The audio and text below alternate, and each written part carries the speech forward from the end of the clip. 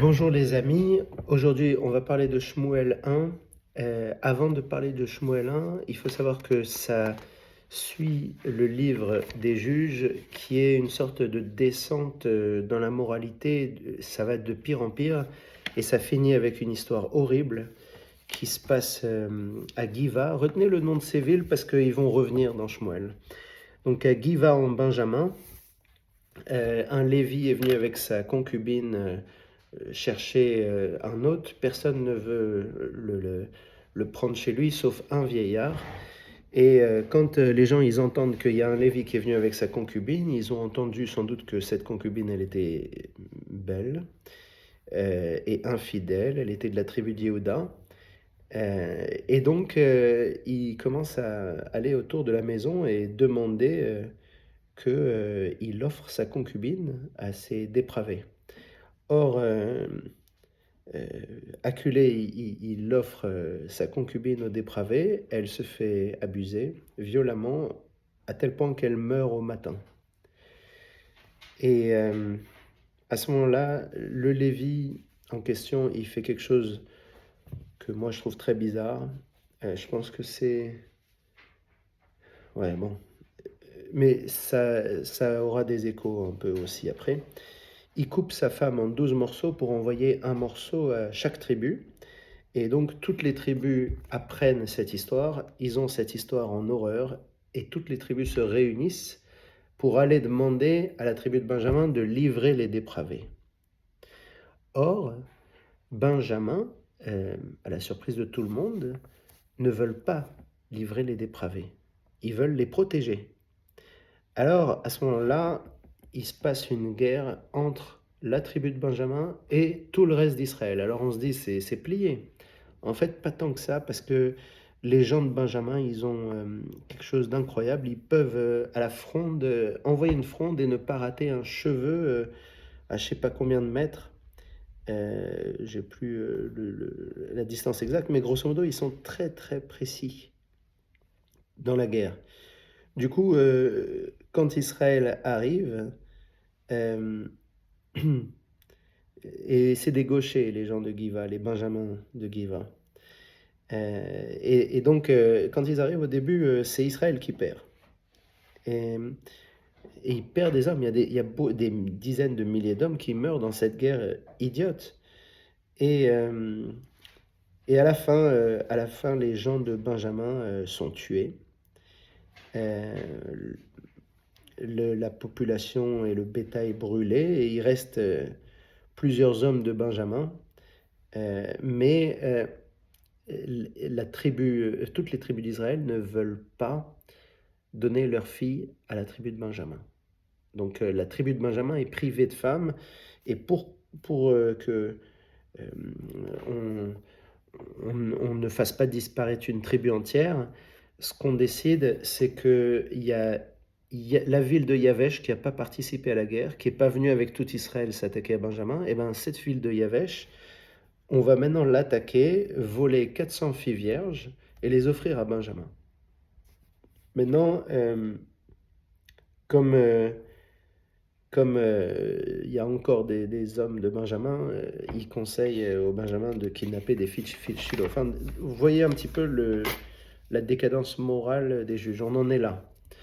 À ce moment-là, vous vous rappelez que Yavesh, c'est la ville qui a refusé d'attaquer Benjamin, et Giva, c'est la ville de Benjamin qui a protégé ces dépravés. Donc, quand je dis dépravés, c'est un mot très très gentil, parce que c'est plutôt des criminels, quoi, des fous.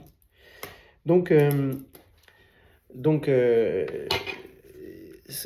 Giva, il faut savoir, c'est là, euh, disons, on sait que Shaoul est à Yavesh, donc c'est un Benjamin qui est à Yavesh, donc il a sans doute trouvé une femme vierge à Yavesh, qui était rescapée de la guerre qu'Israël a menée contre Yavesh. Et cette histoire, elle va avoir des répercussions et des échos dans Shmuel 1. Donc c'est pour ça que je vous ai fait 5 minutes un rappel. Donc, dans la Torah, il y avait Korah, Korach, il s'était opposé à Moïse, il a été avalé par la terre, c'était un Lévi, mais ses enfants ont survécu et certains sont devenus de bonnes personnes, notamment ce Elkana, qui a deux femmes euh, et qui en fait a une femme qui s'appelle Pnina qui a plein d'enfants et une autre qui a Hana qui a pas d'enfants et qui est très triste. Du coup, il offre des cadeaux à celle qui est très triste et ça rend Pnina extrêmement jalouse. Donc elle force Hana à prier pour avoir des enfants. Alors, il y a des commentaires qui disent qu'elle a une bonne intention. Elle veut un peu bouger Hana pour qu'elle prie pour enfanter, mais d'autres qui disent qu'elle fait ça par jalousie parce qu'elle voulait elle aussi les cadeaux. Et on va voir que la deuxième version, elle fait plus sens par la suite. Donc Hana, elle prie vers Éternel Tzvaot. C'est la première fois, je crois, que quelqu'un prie vers Éternel Tzvaot. Il y a des raisons à ça, mais je ne vais pas rentrer dans ça. Et aussi, surtout, elle prie à voix basse. Et d'après un ami, c'est grâce à elle qu'on prie la Hamida à voix basse. C'est-à-dire, c'est la première fois que quelqu'un prie à voix basse. Dans la Torah, c'est vrai. À ce moment-là, Shmuel, il est né, Nazir. Je rentre pas dans les détails, si vous voulez lire l'histoire dans le détail, vous pouvez la lire, mais je vous fais une esquisse. Donc Shmuel, il est né Nazir et il est consacré au Kohen qui est Élie. Juste une note, Élie, le Kohen Élie, c'est un grand sage. Il descend de Itamar. Au début, bon, d'abord c'était Elazar, le premier fils d'Aaron, qui a eu la Kéoda. Ensuite, c'est passé à Pinchas parce qu'il a fait cette action de tuer les dépravés dans la Torah. C'est dans la Torah, l'époque de la Torah. Mais finalement, après le meurtre de Giva, justement, tout ce qui s'est passé là, en introduction que je vous ai raconté, Pinchas, il n'a pas été au devant des gens pour ramener les gens à la Torah parce que euh, si vous voulez, après cette histoire, les gens ont abandonné la Torah. Et le rôle de Pinchas, le rôle du Cohen, c'est de ramener les gens à la Torah. Donc il aurait dû sillonner tout Israël pour ramener les gens à la Torah, il ne l'a pas fait. Donc du coup, la Kéona, elle a été retirée de Pinchas, elle a été donnée aux descendants d'Itamar. Et donc, Élie, c'est un descendant d'Itamar. Mais on va le voir un peu plus tard, on lui retirera aussi la Kéona à lui. Mais ça, on en parlera plus tard. Donc, Shmuel, il est né Nazir et est consacré à Élie. Il faut juste savoir que Élie a prophétisé qu'elle aurait un enfant, Hana, que sa prière serait acceptée. Et à ce moment-là, Hana et son mari Elkana sont rentrés chez eux pour pouvoir enfanter. Ils n'ont pas enfanté chez leur hôte. De là, on apprend qu'il ne faut jamais concevoir chez un hôte, il faut toujours concevoir chez soi. Ça, c'est une parenthèse. Donc, ensuite, Anna, une fois qu'elle a ce Shmuel, elle fait une prière, cette fois-ci assez violente contre Pnina. Elle a aussi une ode à Dieu et elle commence à prophétiser que la Keuna sera retirée d'Élie. Alors, comment elle prophétise ça? En fait, d'abord, pourquoi elle est retirée d'Élie? Parce que Élie, il a deux fils qui sont indignes. Et eux aussi sont dépravés. Ils abusent de leur position pour de l'argent et des filles. Et du coup, ils mourront le même jour. On le sait dès maintenant qu'ils vont mourir le même jour. Rashi, il ajoute que la Kéona, elle sera donnée à Tzadok. On ne sait pas vraiment qui c'est Tzadok, mais on verra un peu plus tard que il y a d'autres Cohen qui vont être nommés ici. Mais sans doute que Tzadok, c'est quelqu'un qui a été nommé avant et que j'ai oublié. C'est peut-être la famille de Tzadok ou une personne Tzadok, on verra. Donc, Shmuel, qui est un jeune homme et qui est au service d'Élie, il reçoit une prophétie. Et cette prophétie, elle parle de justement la fin de Élie. Donc, pas seulement sa mère, mais aussi Shmuel maintenant savent que Élie va finir. Et en plus, Shmuel, il entend parler que les Philistins prendront l'arche. Tout ça, c'est de la prophétie, c'est pas encore arrivé. Et comme il n'ose pas dire à Élie ce qu'il a prophétisé, eh ben Élie le réprimande en maudissant sa génération. Donc ses enfants, à Shmuel, seront un peu maudits par Élie. Et quand un sage maudit, c'est toujours, ça arrive toujours. Donc les enfants de Shmuel seront un peu maudits. Euh, donc ensuite, immédiatement, sans transition, il y a une défaite d'Israël, il y a 7000 hommes qui sont tués, Ophni et Pinchas, les deux fils d'Élie, sont tués, l'arche est capturée par les Philistins, et quand Élie apprend la nouvelle de l'arche qui a été volée, l'arche perdue, il tombe à la renverse, il est gros, Kaved, il était, et il meurt. Après 98 ans de vie et 40 ans de règne en tant que Cohen. Donc, après, il faut savoir que le livre de Shmuel est un peu mal écrit. Parfois, il est bizarre et parfois, il est illogique. Et à tel point que si on regarde la Bible juive et la Bible chrétienne, c'est pas les mêmes. La version Shmuel des chrétiens, elle a carrément effacé certains passages. Mais bon, je vais essayer d'être fidèle au texte et je vais dire exactement ce qui a marqué. Donc, les Philistins, ils ont à Ashdod le culte de Dagon. Le culte de Dagon, Dag c'est le poisson, donc ils ont un culte pour le poisson. Ça me fait penser que quand Shimshon il est né à Tznoa près de Beth Shemesh, eh ben, Shimshon c'était le dieu du soleil, un culte du soleil. Donc Samson, en fait, c'est une histoire idolâtre, d'après moi. Je l'avais déjà dit, mais je le redis. Je ne sais pas si c'est pour exprimer que le peuple d'Israël était tombé tellement bas qu'il était dans l'idolâtrie, ou est-ce que c'est une histoire idolâtre qui a été mise dans ce livre, et les gens n'ont pas fait attention. En tout cas, ce qui est sûr, c'est que ce livre n'a pas été écrit par Shmuel, il a été écrit des centaines d'années après, et on verra après pourquoi.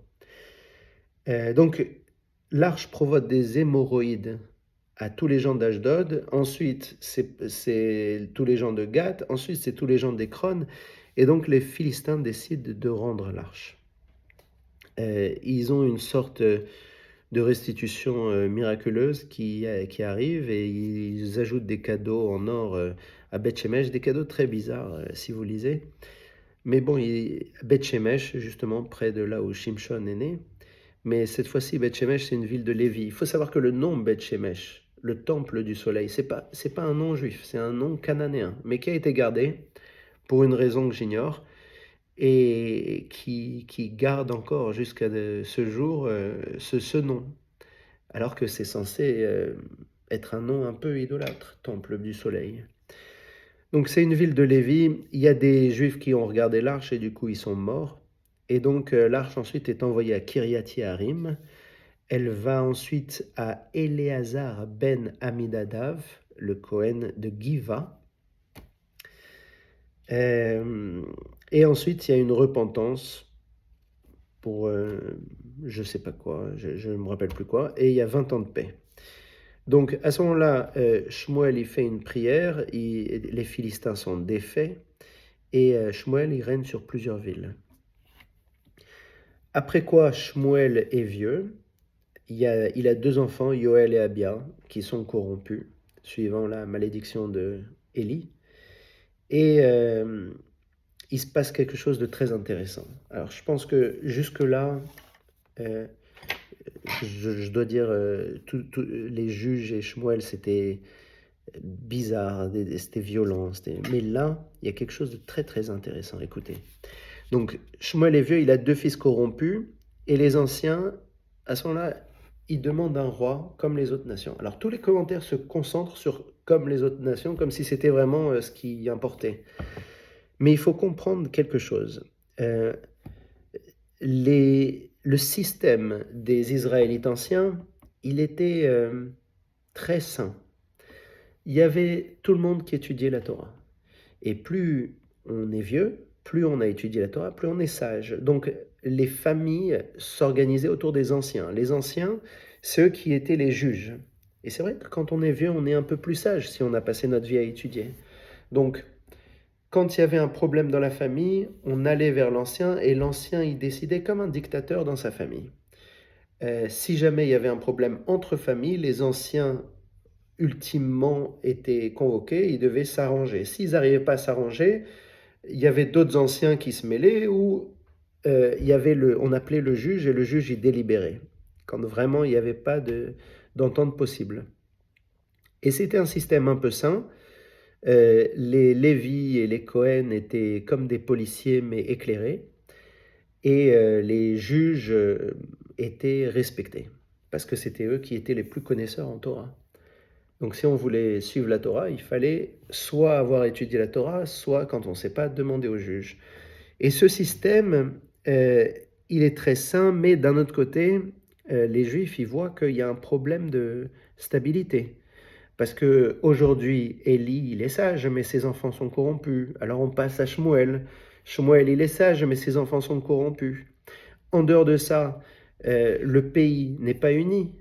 Shmuel, il est juge sur certaines villes, mais il y a d'autres villes, c'est un autre juge. Et quand les Philistins attaquent une ville, ils font une incursion dans une ville, et ben tout Israël ne s'unit pas pour attaquer la ville. C'est chacun pour soi. Un petit peu la guerre, c'est volontaire. Hein. Du coup, les Juifs, ils se disent, mais on veut un roi comme les autres. On veut avoir une sécurité, on veut avoir une stabilité. On en a assez de vivre comme ça, dépendant de si on trouve un juge qui n'est pas corrompu ou si on est attaqué et qu'il n'y a personne pour nous sauver. Donc, je comprends très bien pourquoi il demande un roi. Mais voilà. Euh, Shmuel, il dit, d'abord il est très en colère, et Dieu dit, cède, parce que c'est pas contre toi, c'est contre Dieu qu'ils en ont. Cette phrase est très bizarre. C'est-à-dire, c'est comme si je disais qu'il y a un juif qui me demande, par exemple, à moi, de lui donner du porc, et moi je dis, mais non, je vais pas te donner du porc, c'est contre la religion, tu n'as pas le droit de manger de porc. Et Dieu, il sort et il dit, mais ne t'en fais pas, tu peux lui donner parce que c'est pas contre toi, c'est contre moi. Ah oui, mais moi si je suis Shmuel, si je suis quelqu'un de très sage, j'ai aussi envie de défendre Dieu. Mais bref, il demande ça. Alors du coup, Shmuel, il donne un avertissement. Il dit, l'impôt, c'est l'esclavage. Vous vous rendez compte? Aujourd'hui, les économistes disent ça, mais ça a été écrit il y a au moins 2500 ans. Et théoriquement, si c'est Shmuel qui a écrit, 3000 ans. Du coup, il dit l'impôt, c'est l'esclavage. C'est-à-dire, vous êtes le principe d'être libre qui est sacré dans la Torah, et ben en fait, c'est par l'impôt que vous le méprisez, ce principe. L'impôt, c'est l'esclavage. Ensuite, il dit le roi prendra vos enfants à son service. Et là, vous rendez compte que vous faites une rupture avec le système des anciens et des juges. Parce que les anciens, ils ont une famille sur qui régner, mais si on leur prend leurs enfants, eh ben, c'est plus eux qui règnent. Donc, c'est plus le système des anciens et des juges, maintenant, c'est un système de rois. Et Dieu ne vous sauvera pas. Autant Dieu, il aime quand on est avec des juges, même corrompus. Il ne peut pas supporter qu'on est avec un roi. Le roi, c'est pire que les juges corrompus. Alors, si on est libertarien, c'est vraiment le verset Shmuel 1, 8, c'est le verset qu'il faut lire, quoi. Là, en ce moment, en Argentine, il y a Javier Milei qui a été élu. Ça doit être son verset préféré de tout le Tanakh. Donc, à partir de là, donc Shmuel va céder, il va choisir un roi, et il y a Saoul de Benjamin. Vous vous rappelez, il est de Benjamin, donc c'est pour ça que j'ai rappelé l'histoire avant. Il est très beau, très grand, plus grand que tout le monde, et il cherche les ânesse de son père, il les trouve pas, il y a quelqu'un qui lui conseille d'aller voir le voyant, et puis il y a marqué une phrase qui dit « à cette époque, on ne disait pas le prophète, on disait le voyant », quelque chose comme ça. Et cette phrase, elle prouve que c'est pas Shmuel qui a écrit. ou en tout cas ça n'a pas été écrit à cette époque. Donc, Abarbanel, il affirme que c'est pas Shmuel qui a écrit ce livre, c'est dans Pirkei Eliezer 36. À ce moment-là, en cherchant le voyant, il trouve des filles. Il va à la rencontre de filles qui vont vers lui et qui le font patienter en lui racontant beaucoup plus que ce qu'il a demandé. Et il y a un dicton qui vient de là, qui dit que celui qui rencontre des filles qui viennent vers lui quand il rentre dans une nouvelle ville, il prospérera dans son voyage. Donc, Shmuel, il annonce à Saoul qui sera roi et il délivrera Israël des Philistins.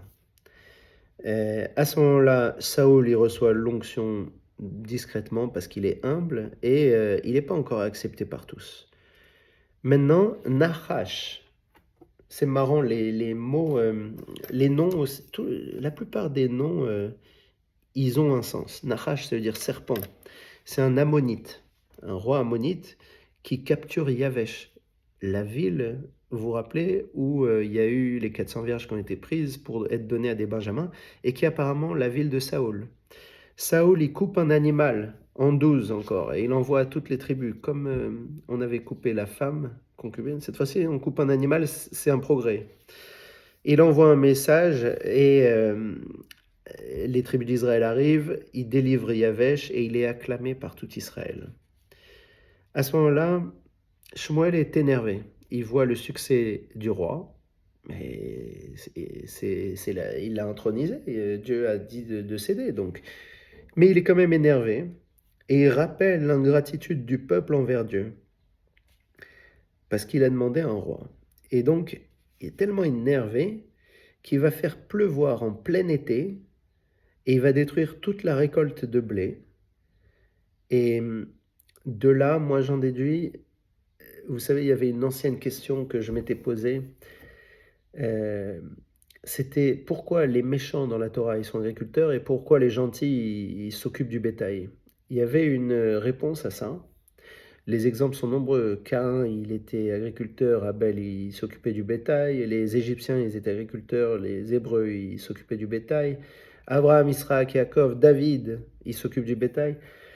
Donc, pourquoi j'avais une réponse qui était sortie d'un commentaire de je ne sais plus qui disait en fait, l'agriculture, c'est un travail harassant du matin au soir. On n'a pas le temps de méditer, de réfléchir. On se lève très tôt le matin, on finit en fin d'après-midi, on rentre, on est crevé, on dort. Et c'est une vie où on est tout le temps en train de faire quelque chose. Et le bétail, on peut s'asseoir sous un palmier, sous un peuplier, sous un arbre, étudier pendant que le troupeau paisse. Et du coup, il y a du temps. Il y a du temps pour méditer, pour étudier la Torah. Et c'est ça la différence entre les idolâtres qui ne vivent que pour sans utiliser leur spiritualité et les non-idolâtres qui méditent, qui comprennent, qui essayent de chercher un sens à cette vie. Mais maintenant, j'ai une autre solution, c'est que ici, vous voyez, l'agriculture dépend énormément du temps qu'il fait. Alors que le bétail, pas tant que ça. S'il pleut en plein été, le bétail, il s'en fiche. Au contraire, il est content même. Donc, le fait qu'il y ait tellement une dépendance au temps qu'il fait, ça donne envie à avoir de la gratitude pour des intermédiaires de Dieu, et c'est ça qui rend idolâtre. Donc ça peut être une autre explication que j'ai trouvée grâce à cette petite histoire, où Shmuel, il met la pluie en plein été. Donc à ce moment-là, l'avertissement de Shmuel, déjà Shmuel, tout le monde a peur de Shmuel, mais l'avertissement de Shmuel, il se réalise. Saoul, il prend 3000 hommes. Jonathan, le fils de Saoul, il prend 1000 hommes. Enfin, Saoul lui donne 1000 hommes. Et il chasse les Philistins de Giva à Gilgal. À ce moment-là, Shaoul, on lui avait demandé d'attendre Shmuel pour sacrifier les bêtes, mais il est impatient. Et c'est très bizarre qu'ils soient impatients pour sacrifier les bêtes, mais d'un côté, il faut comprendre qu'il y a les Philistins qui arrivent de 3 côtés différents et il a 3000 hommes, mais les hommes, ils commencent à s'en aller et en fait, en sacrifiant les bêtes, il empêche les gens de s'en aller. Les gens croient beaucoup, à la victoire par Dieu, donc si jamais on ne fait pas les sacrifices, c'est qu'on va mourir. Donc Shaol, il décide de faire les sacrifices et il attend pas Shmuel. À ce moment-là, Shmuel, il arrive, il est très énervé qu'il n'ait pas été attendu et il lui annonce qu'il a agi follement et qu'il va perdre la royauté. Mais maintenant, Shaol, il est que avec 600 hommes. C'est-à-dire, il n'a pas fait ça pour rien. Euh, il est attaqué des 3 côtés. Il y a 3 côtés et il est passé de 3000 hommes à 600 hommes. Tout le monde s'est barré. On vit encore dans un moment où le roi n'est pas encore un roi. Le roi, c'est une transition des juges vers la vraie royauté. Du coup, les gens croient encore que la guerre, c'est volontaire, hein. Donc, euh, donc je comprends le geste de Saoul et je trouve que Shmuel est un peu dur avec lui, mais voilà, quand Shmuel parle, c'est Dieu qui parle en fait. Shmuel, il donne le message de Dieu, donc il faut être croyant en Dieu. Il faut pas être impatient quand on est roi. À ce moment-là, Jonathan, il s'est introduit parmi les Philistins et il a semé la panique. Les Philistins, ils se sont entretués. Il y a des tournures qui montrent que peut-être il y avait des Juifs qui étaient des serviteurs des Philistins, des esclaves. Et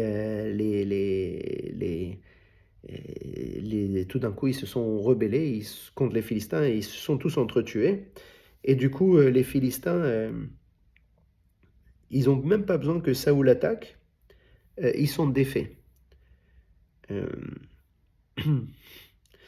Le problème, c'est que Jonathan, qui s'est introduit secrètement dans le camp philistin, il n'a pas entendu que Saoul, il avait maudit tout juif qui mangeait avant la tombée de la nuit.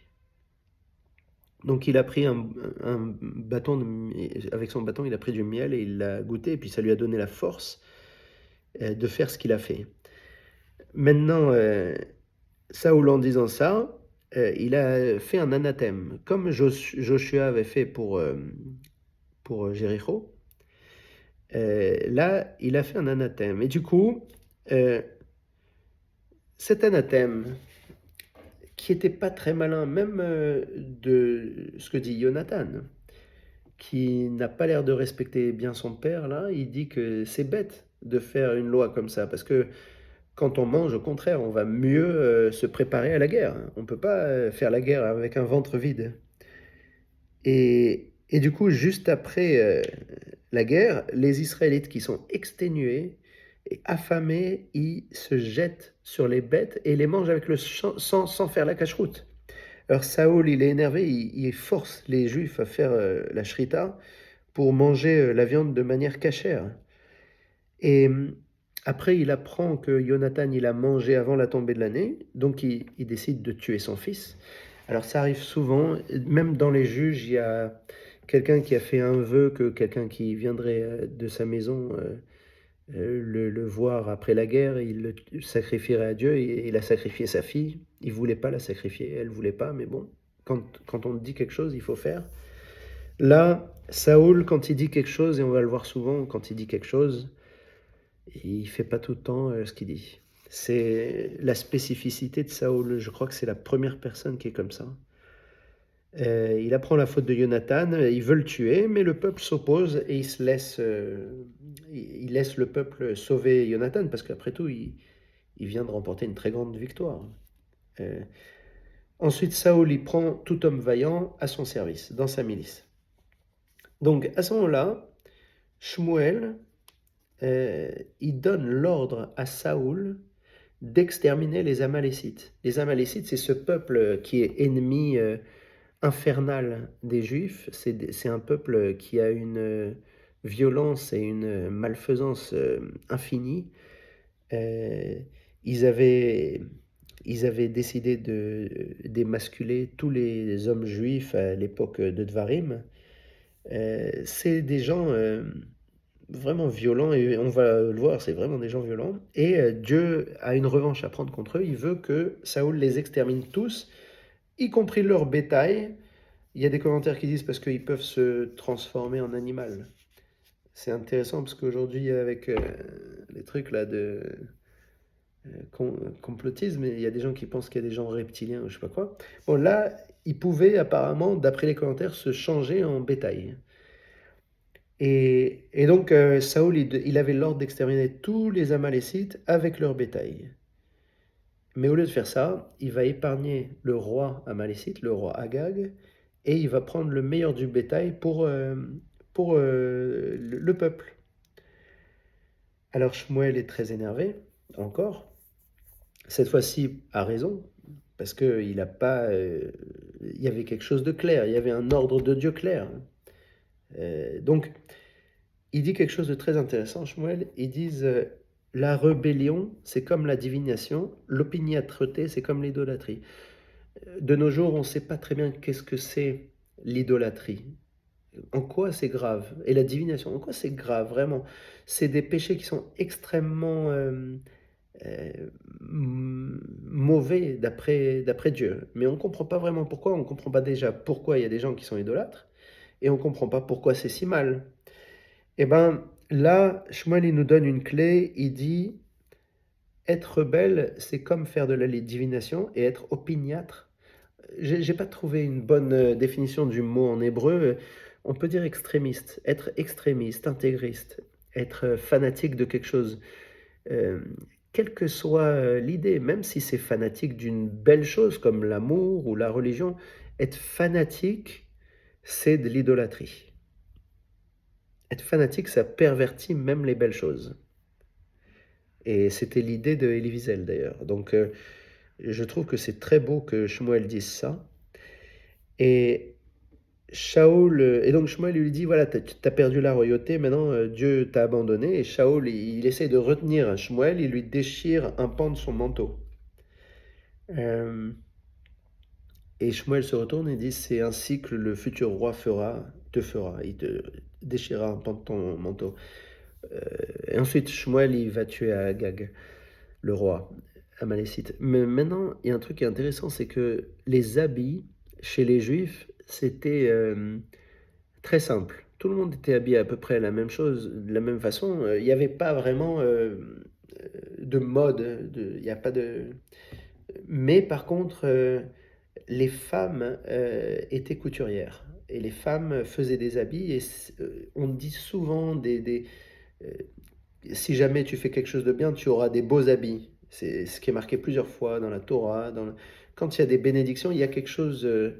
Les habits ont une importance, qu'ils soient propres, tout ça.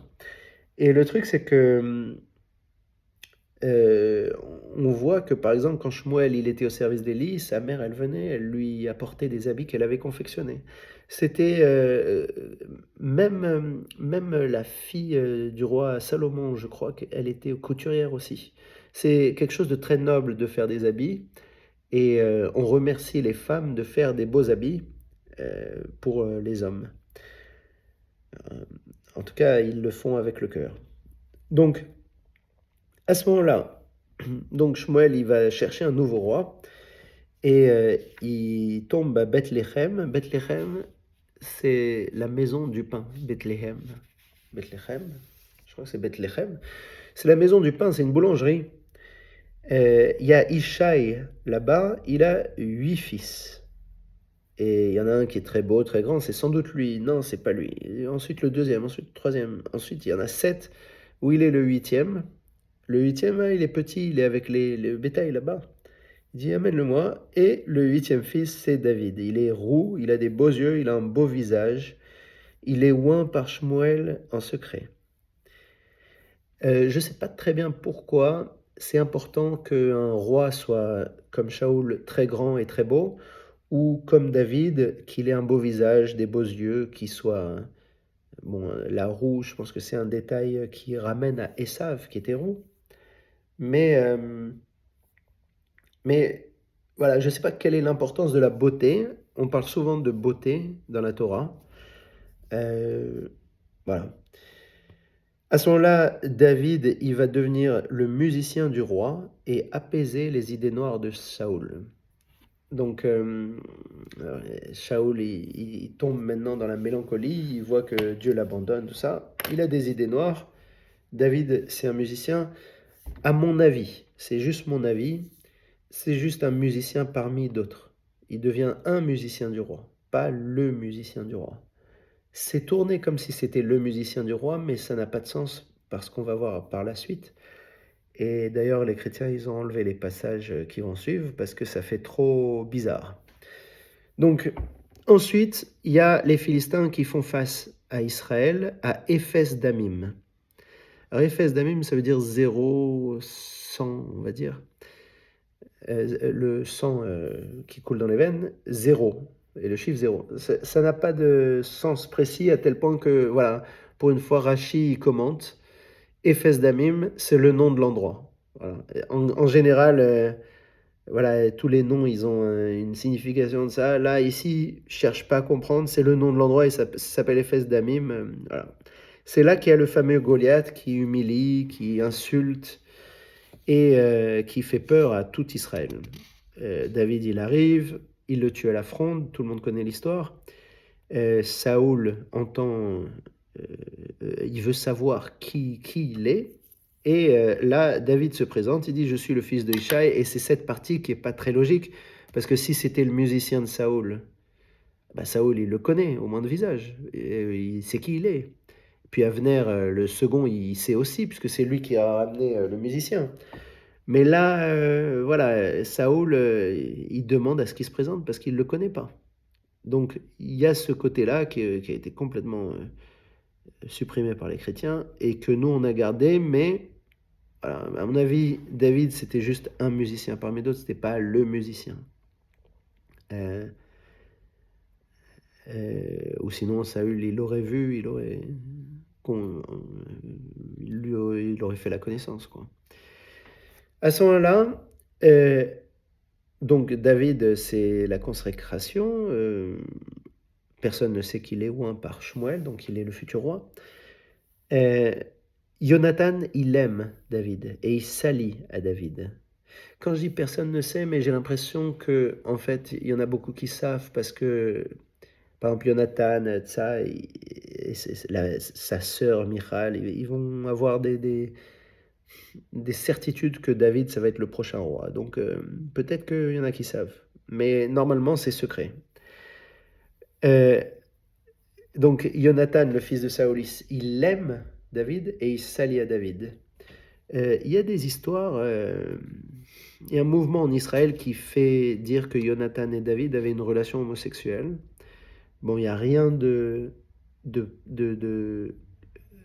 comment dire, clair dans ça, mais il y a des éléments qui pourront plus tard, on va voir, aller dans ce sens. Mais en tout cas, c'est pas du tout clair et c'est très facilement contradictable.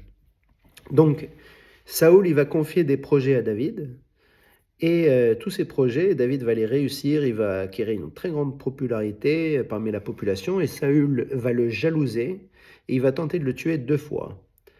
Euh, Ensuite, il essaye de le tuer d'une autre façon, comme il n'arrive pas à le tuer. Et ça, c'est étonnant, parce qu'on se rappelle que les Benjamins, ils peuvent avoir une fronde et ne pas rater un cheveu à des centaines de mètres. Et lui, 2 fois, il lance sa lance et il n'arrive pas à avoir David. C'est bizarre, tu vois, mais c'est parce que Dieu, il sauve David. Alors, il lui promet la main de sa fille s'il ramène 100 prépuces de Philistins. Et il croit qu'il va rater, donc il va se faire tuer par les Philistins. En fait, c'est pour ça qu'il lui promet la main de sa fille. David, il veut vraiment la main de sa fille. Et il en ramène 200. Et là, Saoul, il change d'avis. Mérav, il va pas la donner à David, il va la donner à Adriel. Mais par contre, il va donner sa deuxième fille, Michal. Et Michal va aimer David. Ensuite, tour à tour, Jonathan puis Michal, ils sauvent David de la main de Saül. Saül veut tout le temps le tuer, et puis Jonathan et Michal disent à David de s'enfuir. Il finit par s'enfuir chez Shmuel. Saoul envoie des émissaires. Les émissaires, quand ils arrivent près de Shmuel et ses prophètes, ils se mettent à prophétiser aussi. Et Saoul aussi, il se met à prophétiser. Il enlève ses habits de roi. Bref, euh, une façon bizarre d'échapper à Saoul. Ensuite, Ensuite, Saoul, il a l'air là aussi, un truc bizarre, c'est que Jonathan, il sait que Saoul veut tuer David, puisqu'il a averti David juste avant.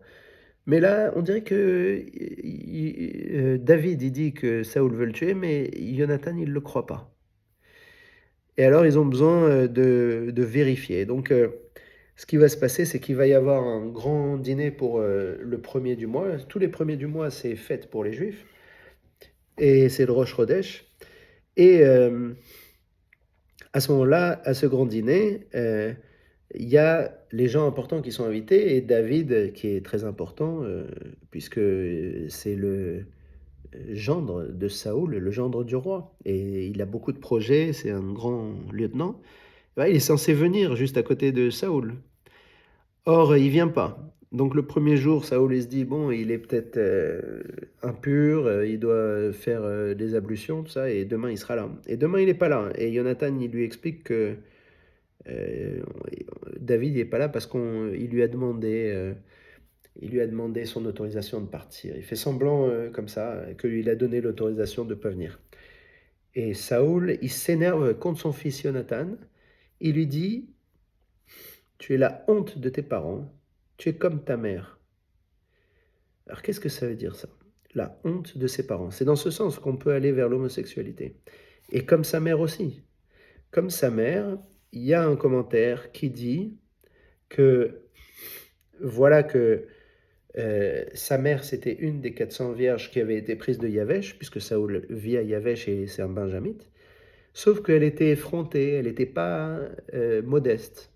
Et du coup, elle était peut-être laxiste sexuellement, elle n'était pas, comment dire, tsniout. C'est comment des tsniout? C'est voilà, elle gardait pas sa pudeur, quoi. Et donc, voilà, c'est en ça qu'il l'insulte. Il dit, Jonathan, tu es comme ta mère. Tu n'as pas cette pudeur. Tu es la honte de tes parents. Qu'est-ce que ça veut dire exactement si ce n'est pas de l'homosexualité? C'est ça que les homosexuels en Israël essayent de pousser. Et c'est vrai que ils peuvent avoir un point. D'ailleurs, juste après, Jonathan il va trouver David, ils s'embrassent et David pleure abondamment. Maintenant, bon, on peut aussi voir cette histoire sans homosexualité, c'est tout à fait possible. Donc, David, il se retrouve à Nob, une ville de Cohen. Il a besoin de pain, il fait semblant d'être dans une mission pour Saoul. Tout le monde le croit numéro 2 du royaume, donc on lui fait confiance. Il prend le pain du Cohen, il prend le glaive de Goliath qui est à Nob aussi. Et il y a un des lieutenants de Saoul qui s'appelle Doeg qui est là et qui le voit. Et il est édomite, il n'est pas juif, mais il est au service de Saoul. Et d'ailleurs, il y a beaucoup les historiens, ils appellent ça les Iduméens, mais les descendants d'Édom, on va voir plus tard dans les livres suivants que souvent ils sont parmi les Juifs et même ils se convertissent au judaïsme. Hérode, c'était un Iduméen avec son père Antipater. Euh, donc David, il se réfugie chez le roi Achish de Gath, mais comme il a peur pour sa vie, il fait semblant d'être fou parce qu'il ne veut pas que Gath le tue, par peur que David prenne sa place ou quoi. Après, il se réfugie à la caverne d'Adullam, où sa famille le rejoint, plus 400 hommes qui sont un peu perdus, ils ont des dettes ou quoi. Ensuite, il va à Moab. À Moab, il confie sa famille, qui sera exterminée plus tard dans un autre livre de Shmuel, le deuxième livre de Shmuel, je pense. Et il y a un prophète qui s'appelle Gad, qui n'est que ici pour l'instant, qui lui dit d'aller à Yehuda. Parallèlement, Doeg, il va dénoncer Ahimelech le Cohen, qui a aidé David, à Saoul. Mais le Cohen, il savait pas que Saoul et David, ils étaient l'un contre l'autre, puisque David, il était marié à sa fille. Mais malgré ça, Saoul, il va décréter la mort du Cohen et de 85 Cohen de sa famille, ainsi que l'extermination de tout Nob. et seul un rescapé s'enfuit, il s'appelle Éviatar, et il va rejoindre David, et David va se sentir responsable. On voit une différence de noblesse entre le roi David et le roi Saoul à ce moment-là. Il se sent responsable alors qu'il n'est pas coupable. Et Saoul, il se fiche de la vie de gens qui sont innocents. Donc c'est vraiment pas le même roi, quoi. À ce moment-là, David sauve la ville de Keïla des Philistins. Sur le conseil de Gad, on a vu qu'il est venu à Yehuda pour sauver la ville de Keïla des Philistins. Mais les habitants de Keïla, ils sont pas fiables, donc ils se sauvent. Ils se sauvent parce que Saoul arrive et sans doute qu'il le donnerait à Saoul. Hein, il faut savoir un truc, ces gens qui manquent de gratitude, il se peut que retenez ce qu'ils ont fait.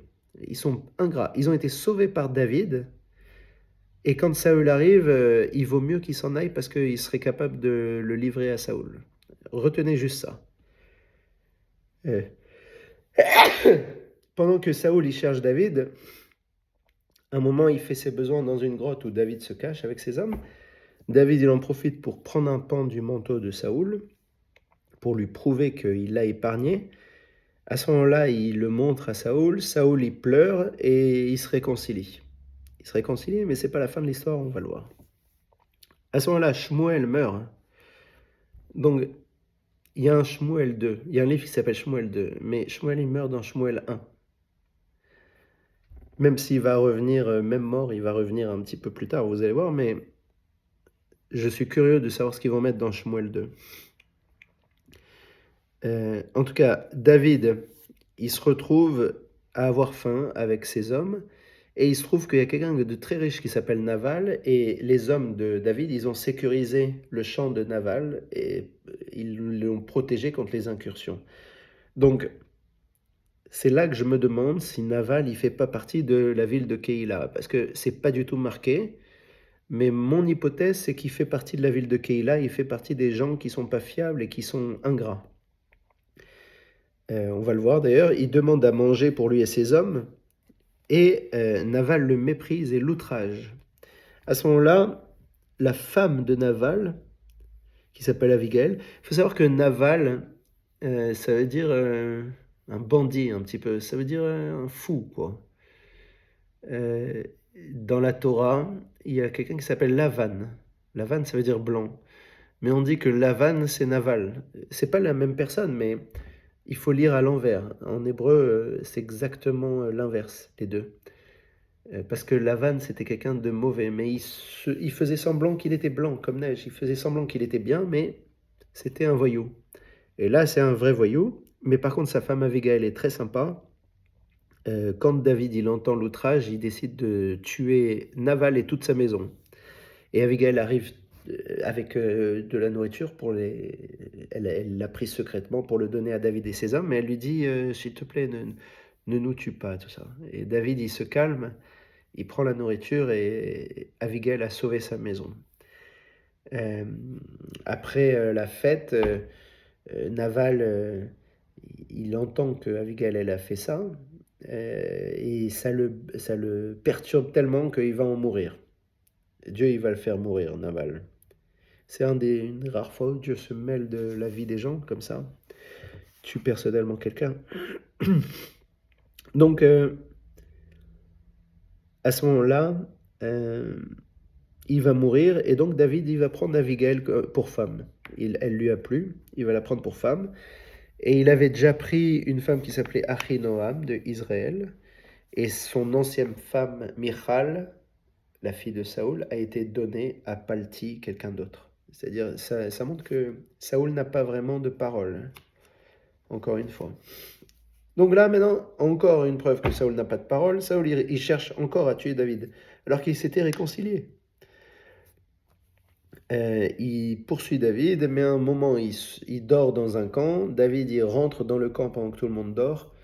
Il prend la lance de Saoul, et quand il se réveille, David dit montre, regarde, ça c'est ta lance. J'aurais pu te tuer encore et je t'ai épargné. Encore une fois, Saoul, il fait repentance et il bénit David.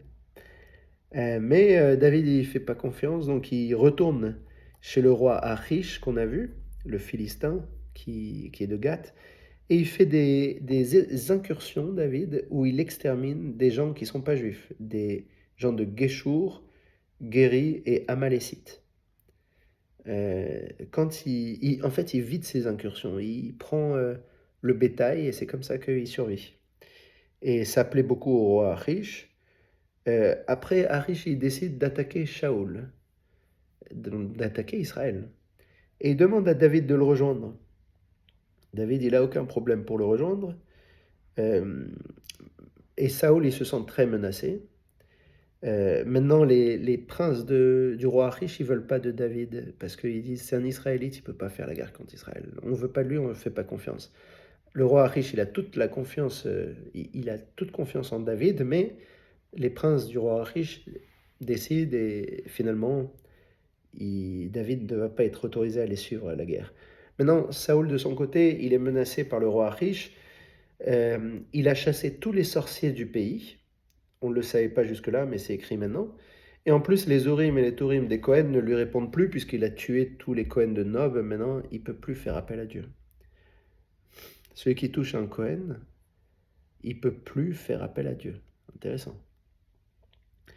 Donc, il va trouver une nécromancienne qui reste quelque part et il va la consulter. Et là, il va appeler Shmuel qui va lui annoncer sa mort et la mort de ses deux fils dans la bataille qui s'annonce.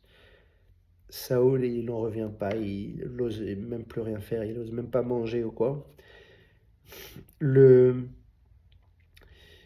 Alors à ce moment-là, puisque David il va pas participer à la guerre, il rentre avec ses hommes dans son village et horreur, ils trouvent leur village en flammes, tous leurs enfants et leurs femmes ont été kidnappés, pris en otage par les Amalécites.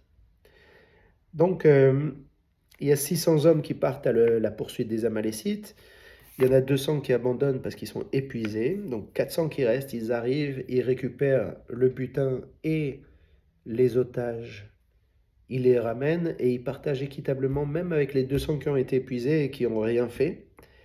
Euh, J'espère que c'est ce qui se passera avec Israël dans la guerre actuelle.